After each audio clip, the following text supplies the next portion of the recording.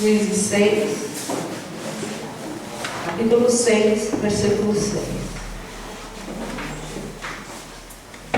Quem achou, coloque a palavra de Deus sobre o seu coração.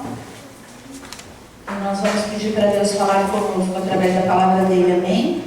Paizinho, que não seja o homem a ministrar, mas que seja o Senhor a falar aos nossos corações aquilo que nós precisamos ouvir de Ti, Senhor, para estarmos no centro da Tua vontade.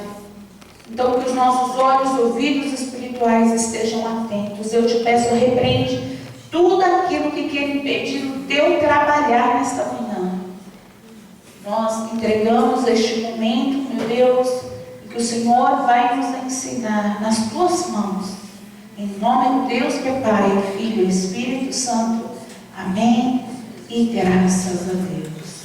Amém, igreja? Amém. Graças a Deus. Bom, hoje o Senhor ele quer falar sobre probabilidades. As probabilidades, deixa eu lá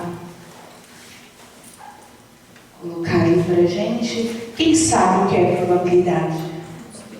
Sabe? Alguns sabem, outros não sabem. O que é probabilidade?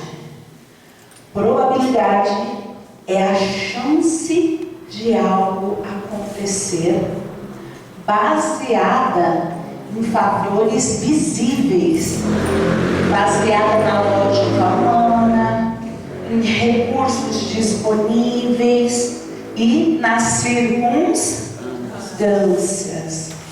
Em outras palavras, a probabilidade é aquilo que faz sentido para o homem quando se olha com os olhos naturais, os olhos humanos. Eu quero dar alguns exemplos aqui para vocês. Um exército.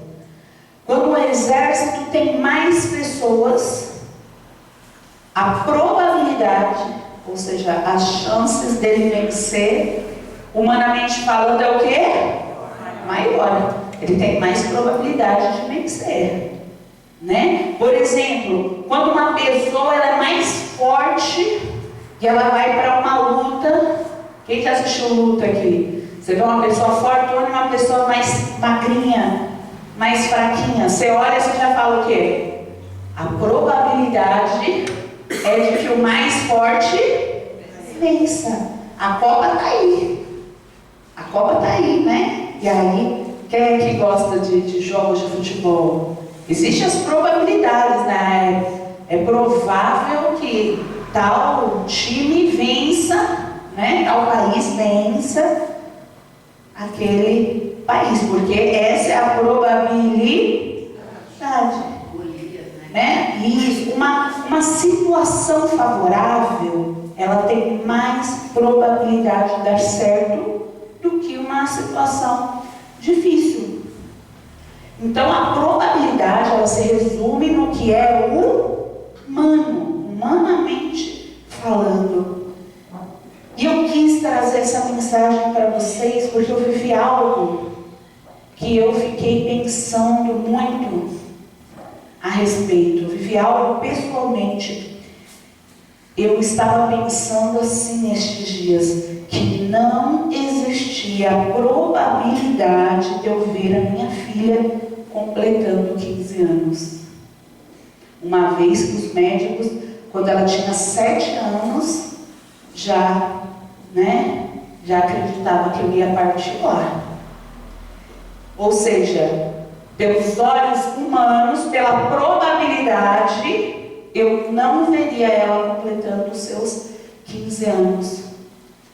Porque a situação não era favorável aos olhos humanos. Aos olhos humanos, a situação ali, quer dizer, aquilo era impossível, era improvável.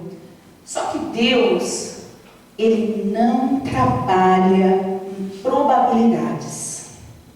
Deus, Ele trabalha baseado em uma coisa chamada propósito. Repete aí, propósito. É assim que Deus trabalha. é com propósito. Você consegue entender isso? Quem aqui já passou na sua vida por um momento particular seu em que tudo indicava que não ia dar certo? Alguém ou todos?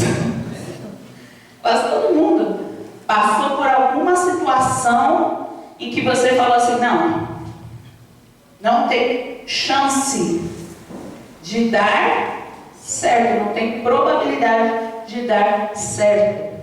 Né? Situações em que a conta não fecha.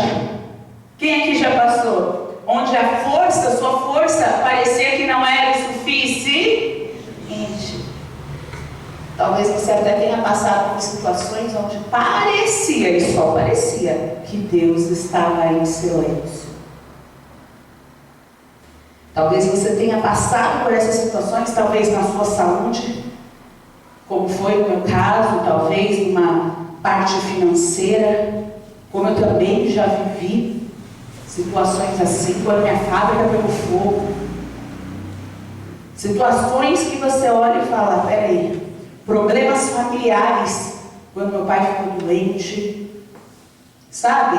Crises, né, emocionais, eu não sei, na sua particularidade, o que é que aconteceu que em algum momento um sonho seu parecia assim, distante, longe. E aí a gente foi ensinado a acreditar em probabilidades. É assim que a gente foi treinado no mundo. Mas Deus não trabalha baseado nas probabilidades. Você está prestes a entender uma coisa. Coloca aqui para mim. Todos juntos, vamos ler todos juntos. Quando as probabilidades diminuem, a glória de Deus aumenta. Oxe, quando parece que não tem probabilidade, as probabilidades diminuem, o que acontece com a glória de Deus? Ela aumenta. Olha que coisa! A palavra do Senhor, ela revela um Deus soberano, um Deus absoluto, um Deus que tem limites. Não, é um Deus ilimitado. Mas a palavra de Deus também revela um padrão para a gente conseguir compreender que Ele escolhe agir na limitação humana. Olha que coisa, Ele escolhe agir na nossa limitação, aonde a gente não consegue resolver. Então, quando as probabilidades diminuem, a glória de Deus aumenta. Olha que coisa! Que coisa! Deus, Ele não evita cenários impossíveis. Pelo contrário, Ele entra no cenário impossível, Ele entra no cenário da improbabilidade para mostrar quem Ele é. Olha só, quem Ele é. Ele é onipotente, é onipresente, Ele pode todas as coisas.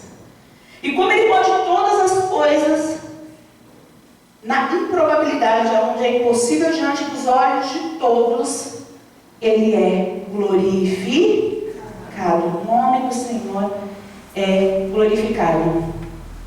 Então você vai sair daqui com uma visão um pouco diferente. Talvez você chamava de crise um problema que você estava passando na sua vida, mas você vai identificar que aquilo que muitas vezes a gente chama de crise é, na verdade, um ambiente da manifestação da glória de Deus. Amém. Amém, pessoal? Amém. É sobre isso, é sobre a gente precisar mudar a nossa visão. E se a gente entender isso, a gente vai passar pelo que for, sem perder a fé, sem esmorecer no meio do caminho, mas pelo contrário, louvando a Ele em qualquer circunstância, em qualquer situação, porque você vai identificar que o momento de dificuldade que às vezes a gente passa é só um ambiente onde a manifestação de Deus vai entrar ali, ó, para glorificar o nome dele. Amém? Eu pedi para você abrir em Juízes. E o livro de Juízes, ele justamente retrata um dos maiores momentos em que Israel estava em crise. Então, eu gostaria que você abrisse aí, né? Daí nós vamos já ler. Olha só, o povo, só dando um resuminho aí para vocês. O povo, ele vivia afastado de Deus. Então, os inimigos que na época ali estavam oprimindo o povo de Deus se chamavam midianitas, né? Eram os inimigos de Deus ali, né? E os midianitas era um exército enorme. Então o povo de Deus, Israel, vivia com medo. Eles escondiam a comida, porque numa guerra é isso, né? Um tome vai levar tudo que o outro tem. Eles escondiam até comida. Olha que coisa. Quando a gente vai para Juízes, no 6:6, diz assim, ó. Assim Israel se enfraqueceu muito por causa dos midianitas. Então os filhos de Israel clamaram ao Senhor. Já que o povo não queria saber de Deus, porque essa era uma realidade, o povo não queria saber de Deus. Então eles viviam com a pressão do diabo, porque quando você escolhe, né, não viver com Deus, o diabo o quê? Lança pressão. Só que quando o povo ele se arrepende, e o arrependimento é a chavinha que vira tudo, né? Quando o povo se arrepende ali, Deus, ele levanta um homem chamado Gideão. Chamado Gideão. Nós já falamos várias vezes aqui sobre Gideão, né? E Gideão, ele era um líder. O chamado dele, né, era improvável. Ele não tinha um perfil para ser um líder. Porque quando você pensa num líder, você pensa o quê? Uma pessoa muito de fé, corajosa, valente demais, uma pessoa, uau! Mas olha que coisa, Deus levanta Gideão, que estava malhando trigo, com medo, escondido. Esse era o perfil de Gideão. Ele era um líder improvável. Então já começa que Deus, para mudar, ele teve que escolher uma pessoa. E se não tinha pessoa, uau, muito valente, Deus ia pegar a pessoa medrosa e transformar em um valente. E aí quando você vê, olha o que acontece. Então o anjo do Senhor lhe apareceu para Gideão e disse: o Senhor é contigo, homem valente. Mas ele era valente? Não. Ele não era valente. Mas Deus chama ele de valente quando ele está com medo. Deus chama ele de valente.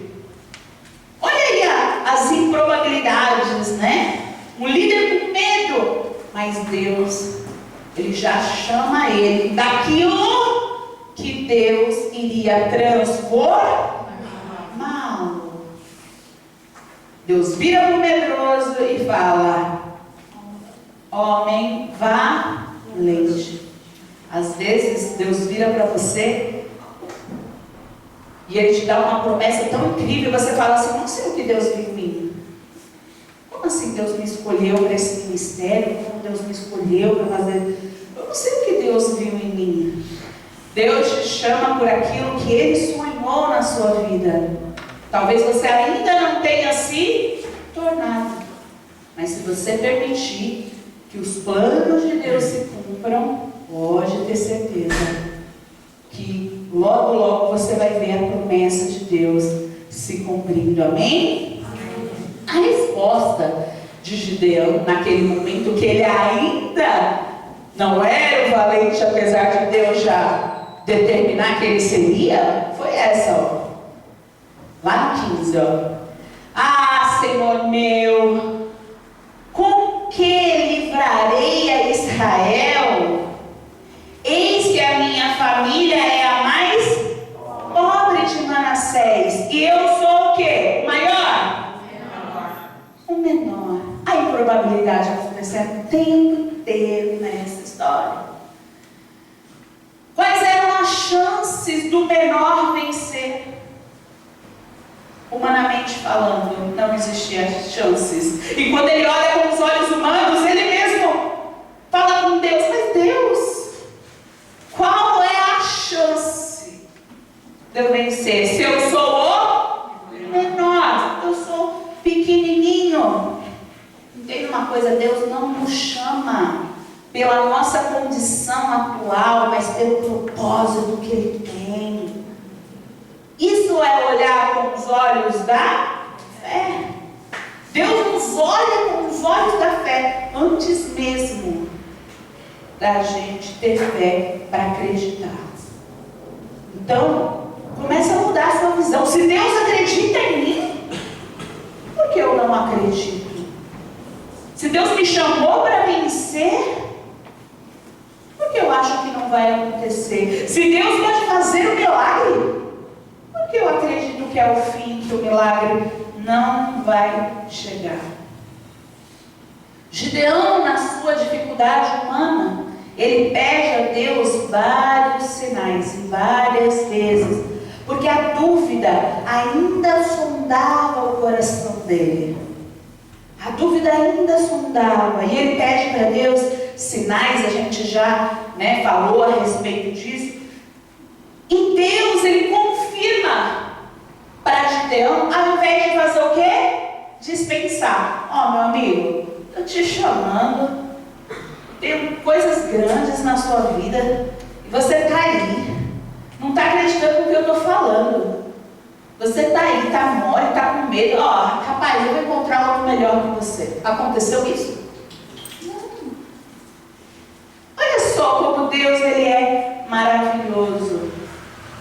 Mesmo muitas vezes ali, Deus precisando confirmar, Deus, ele confirma com paciência a fraqueza de Gideão. Ele olha a fraqueza, ele olha a dificuldade de Gideão, o medo de Gideão, e Deus não rejeita ele porque ele estava sendo inseguro. Deus não rejeita ele, mas Deus estava trabalhando no coração de Gideão antes da missão. Gideão só ia cumprir a missão verdadeira se Gideão acreditasse. E Deus estava ali pacientemente falando com Gideão, para que então Gideão o quê? Acreditasse. Era só assim que ia acontecer. Então, quando Gideão acredita e Gideão decide obedecer, Gideão consegue reunir um grande exército de homens. Vamos falar em torno de 32 mil homens. Humanamente, agora vai dar certo. A probabilidade agora é o quê? Positiva. Quantos mil homens para lutar? Agora, humanamente, a gente vai vencer. Aí Deus intervém. Era para funcionar humanamente? Deus intervém. O que Deus fala? Muito é o povo que está contigo para eu dar os midianitas na sua mão, a fim de que Israel não se glorie contra mim, dizendo: a minha mão me livrou. Deus olha que loucura. Deus olha aqueles 32 mil homens. Imagina você, imagina aí, muitos homens. Aí Deus, ele diz: é demais. E Deus começa a reduzir. Deus vai reduzindo o número até chegar em 300.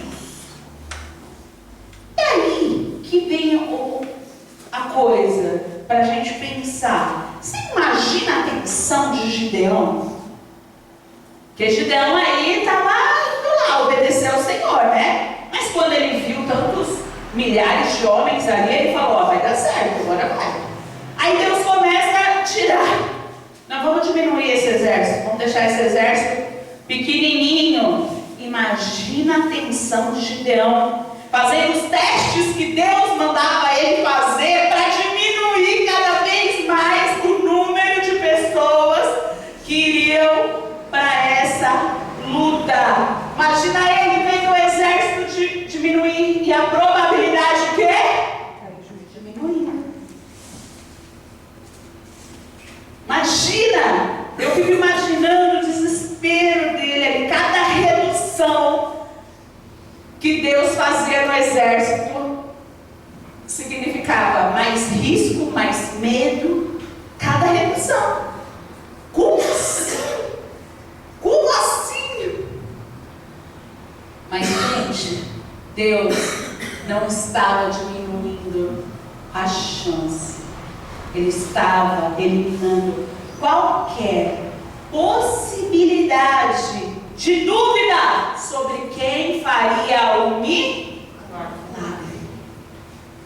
Eu fiquei pensando muito nisso, porque eu queria por muitas vezes que os médicos dissessem para mim assim: não, pode até ser câncer, mas isso daí é curável, isso daí é tratável, isso daí é fácil. Hoje a medicina está avançada. Eu queria ouvir isso. E aí ia ficar muito fácil para mim ser curada, né? Porque a medicina está lá para me curar. Eu queria muito ouvir isso. E quando eu ouvi que, ó, esse daí é o proliferador. Então você, infelizmente, a gente tirou, a gente fez uma análise. As pessoas que têm esse proliferador poucos dias para passar o corpo inteiro, enfim. Olha que coisa, a gente quer confiar no homem. Mas aí, Deus, ele fala assim, ó, vocês não vão ter dúvida de quem fez esse milagre. Porque o povo, na situação deles, até estavam longe de Deus. Depois eles se arrependeram. E aí Deus falou assim, eles não podem confiar de novo na força do braço deles. Era o momento em que Deus entraria para aquela aliança, sabe? Não ficar ali se quebrando novamente. Então Deus queria mostrar que Ele era com aquele povo, que Ele era Deus, que aquele povo clamou, e aquele clamor não iria voltar vazio. Você compreende isso? Nessa palavra, você talvez não compreenda, mas existe um risco espiritual aqui que Deus aponta. Sabe qual é o nome do risco espiritual? Autossuficiência. Isso rouba a glória de Deus. Quando você se sente o quê? Suficiente. Eu não preciso de Deus. Quando você acha que você não precisa, quando você acha que você não depende do Senhor, que você é autossuficiência, o suficiente, você está ali se destruindo. É um risco imenso. Por isso que ele fala, para que Israel não se glorie contra mim, dizendo que a mão deles, né? A mão deles que livrou eles e não foi Deus. Ou seja, Deus, Ele não está apenas dando a vitória, mas Deus estava formando um povo que tinha que compreender a necessidade de depender dEle, porque isso é a melhor coisa o quê? Da vida. Você já compreendeu isso? Pergunta ao pessoal do seu lado, você já compreendeu isso? Você já compreendeu isso? Que Deus, Ele entrega a vitória e você tem que entregar a glória dessa vitória somente a Ele, exclusivamente a Ele. Você consegue compreender isso? E se Deus não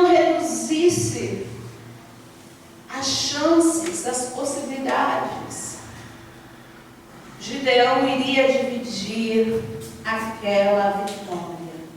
Gideão iria, porque sim, ele venceu. Ele venceu. Ele venceu. É claro que Deus fez eles vencerem. Coloca aqui. Tocando, pois, os 300 as trombetas, o Senhor tornou a espada de um contra o outro. Olha o que aconteceu. E isto em todo o arraial. E o arraial fugiu para Zerezá, até Becida, até os limites de Abel-Meolá, acima de Tabate. E as especificações, né, técnicas, porque foi real. Isso não é uma historinha. Foi real. Esses 300, eles foram lá, louvaram o Senhor.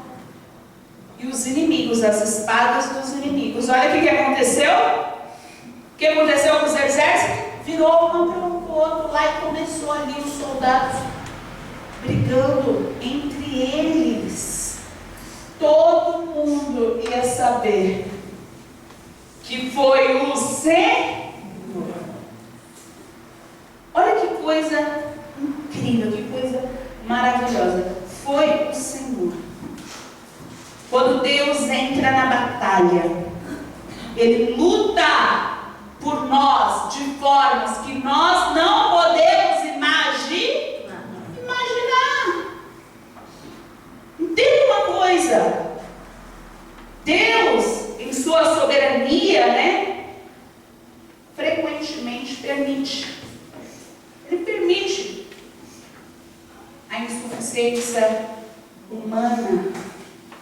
Ele permite para que o resultado revele de fato quem Ele é.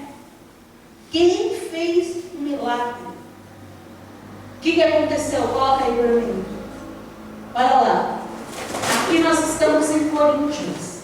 E o que Coríntios fala sobre isso, sobre essa fraqueza? Porque quem falou isso daqui que nós vamos ler agora foi Deus. Mas não foi a Gideão, foi a Paulo. Olha o que ele disse. A minha graça é suficiente a você, pois o meu poder se aperfeiçoa aonde? Na fraqueza. Gente, só não confunde. Deus não depende da fraqueza, mas Ele se revela de forma muito maior e sobrenatural, né? Mais clara, através da fraqueza. Você consegue compreender isso? Ele não atua só na fraqueza, mas na fraqueza, quando a gente acha que, na improbabilidade, a glória dele se manifesta de forma muito maior. Então, não se desespere quando parece que piorou antes do milagre. Puxa, pastora, estou orando por uma coisa, parece que piorou. Estou orando pela minha saúde, parece que piorou. Estou orando pela minha vida financeira, parece que piorou. Não se desespere se parecer que piorou antes do milagre, porque a improbabilidade é o cenário, é o ambiente perfeito para Deus atuar. Vamos falar de Sadraque, Mesaque e Abednego? Quem lembra? Quem já viu um fogo acontecer aí? Quem tem isqueiro em casa? Já viu isqueiro? Já viu fogo? Agora imagina uma fornalha acesa. Era possível sobreviver da fornalha? Não. Mesmo assim, mesmo não sendo possível sobreviver da fornalha, decidiram piorar um pouquinho. Você sabe o que eles fizeram? Eles aumentaram 7 vezes mais o fogo, para que o cara que estivesse lá jogando eles na fornalha já morresse queimado, chega perto. Morreu.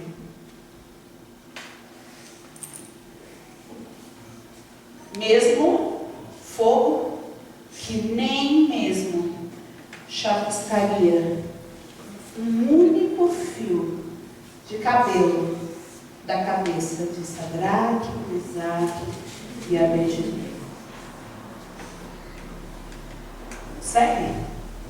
Consegue entender? Esse pior era só para dar medo neles. Mande acender 7 vezes mais. Eles já iam morrer com uma vez só, na probabilidade humana. Mas olha o inimigo querendo fazer com que eles deixassem de crer. Agora está muito ruim. Agora a gente não consegue. Agora estava ruim, mas agora piorou. Não. De qualquer jeito eles vão morrer na probabilidade humana. A probabilidade era essa. Não existia a probabilidade do milagre. Mas Deus trabalha na improbabilidade. Olha que coisa. Tem momento que não basta ser difícil. Parece que piora. Parece que piora. E aí é nessa hora que você não vai desistir. No caso de Sadraque, Mesaque e Abednego, o fogo aumentou, mas o poder de Deus também se manifestou muito maior dentro dele. Se morreu o guarda que jogou eles lá, ele não entrou, ele só chegou perto. Se quem chegou perto morre, o que parecia o fim de uma piora para Sadraque, Mesaque e Abednego foi uma piora para o diabo, que agora ia ter que reconhecer a grandeza de Deus, que Deus reverte as coisas, sabe? Você entende? Eles não foram livrados do fogo, mas eles foram protegidos dentro do fogo. Às vezes a gente vai passar por algumas situações que a gente queria que fôssemos livres da situação, né? Se você pudesse falar com Sadraque, Mesaque e Abednego, talvez eles falariam: a gente preferia que Deus movesse alguma coisa e a gente não fosse lançado ao fogo. Deus não livrou do fogo. Deus não livrou eles de ter que passar por aquilo. Se Deus tivesse livrado do fogo, talvez a história deles nem estariam sendo contadas há milhares de anos depois, como exemplo para nós. Então, às vezes, Deus vai permitir que você passe pelo fogo. Mas você tem que entender que se você for dele, você está protegido, ele é por você. Ele não vai deixar você perecer. Creia que Deus, ele é com você. Mesmo que você esteja passando por um momento difícil, que vai ser testemunho lá na frente, que vai glorificar o nome do Senhor lá na frente, que vai fazer com que as pessoas reconheçam que verdadeiramente você é de Deus. E essas pessoas podem ser salvas, porque houve muito mais pessoas salvas ao verem que Deus agiu na vida de Sadraque, Mesaque e Abednego dentro da fornalha, do que se eles não tivessem sido lançados. Muitas pessoas nem iam ficar o quê? Sabendo do poder de Deus. Você consegue compreender isso, sim ou sim? Sim. É sim.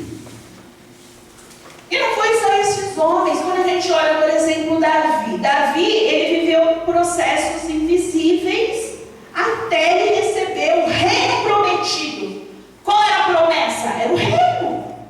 Mas aí você olha para Davi, ele mata leão, ele mata urso, depois ele tem que encarar nada mais, nada menos do que um gigante. Quer dizer, olha que guerra. E digo mais, antes do gigante ali, que foi algo público na frente de todo mundo, houve batalhas secretas.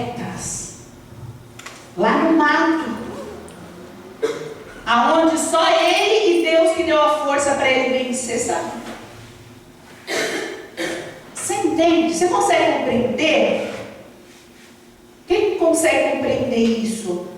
Tem gente querendo viver um milagre, um testemunho no altar, sem passar pelo processo no secreto.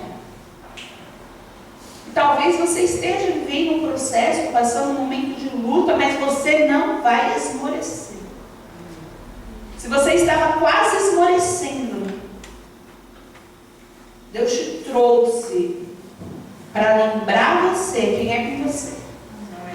Quem é com você? Quem é contigo? Deus usa esses processos invisíveis para construir vitórias visíveis, onde todos verão o poder de Deus. E gente, os bastidores, ele pode ser assim, ó, assustador. Talvez você falar, pastor, você não faz ideia de como é difícil, eu estou passando por uma situação. Por que Deus não age? Eu sou fiel a Ele. Eu estou passando por uma situação, não estou vendo o poder de Deus. Talvez você está lá nos bastidores, que é difícil. Sim, os bastidores doem. Eu lembro da quimioterapia entrando e os médicos assim, ó, isso daqui não... Para eles não ia funcionar, mas já estava fazendo mesmo. Vamos tentar uma ideia. E doía. E era doloroso. E às vezes os processos são difíceis da gente passar. Às vezes é difícil, mas com a força de Deus vai vir a vitória. Você precisa acreditar. E acredite que de tudo que eu estou falando, a maior prova que Deus trabalha nas improbabilidades é o Senhor Jesus. Olha o Senhor Jesus. O Senhor Jesus foi perseguido. Depois ele foi traído. Aí ele foi preso. Aí ele foi torturado. Aí ele morre numa cruz. Olha esse processo. Esse processo era um processo de alguém que falasse assim, não tem possibilidade de sair algo bom de tantas lutas que ele passou. E de fato na cruz parecia tudo perdido, né? Parecia tudo perdido na cruz. Mas o maior momento de aparente derrota era o início da maior vitória da história. Olha só, olha que coisa. Quando o homem disse, acabou, agora acabou, Jesus falou, está consumado.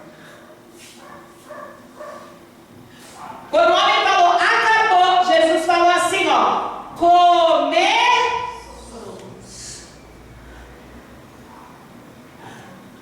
Quando o diabo achou que acabou para a humanidade, que acabou para Jesus, para a humanidade, Jesus ressurge, salvando todo. Glória a Deus. Glória a Deus. Glorificado seja o nome do Senhor. Amém? Amém. Jesus nos salvou. Então, a impossibilidade, ela não é um bloqueio. É um ambiente do milagre. Você vai ter que sair daqui acreditando que milagres não acontecem onde é provável. Favores acontecem onde é provável. E Deus pode fazer muitos favores. Deus cuida de nós. Ele pode fazer favores para a gente. Mas milagre que vai glorificar Deus através da sua vida, vai acontecer na impossibilidade. Acontece no impossível, porque Ele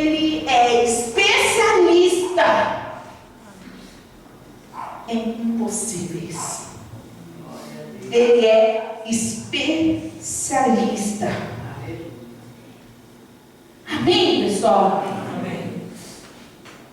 Talvez o problema não seja a falta de Deus, porque se for, a sua chance de buscar é agora, é hoje. Mas talvez não seja.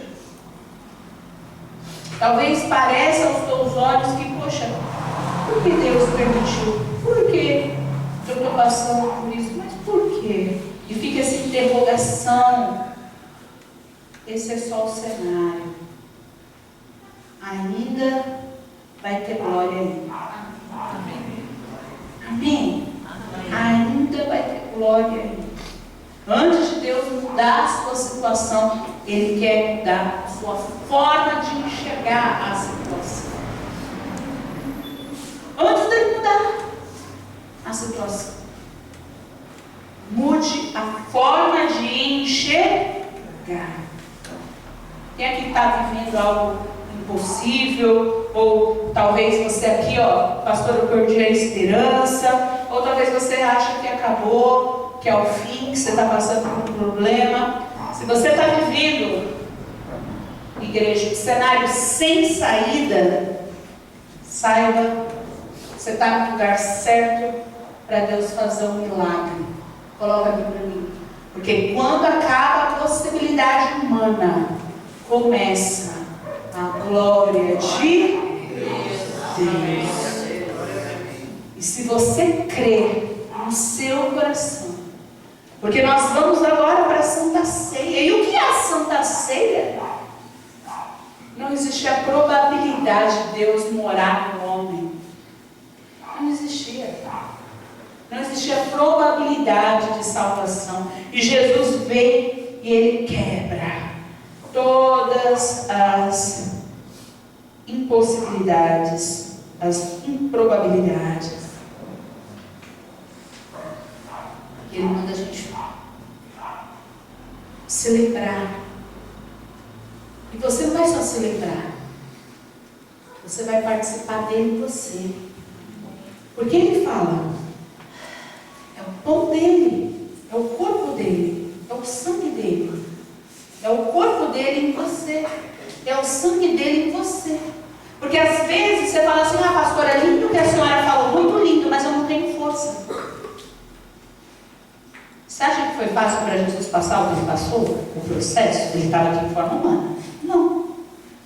Mas o Pai estava nele. O que possibilitava algo que parecia impossível. E hoje Ele nos dá a chance de estar em nós. Hoje é Ele em nós para nos dar a força que a gente precisa. Para tornar possível o que humanamente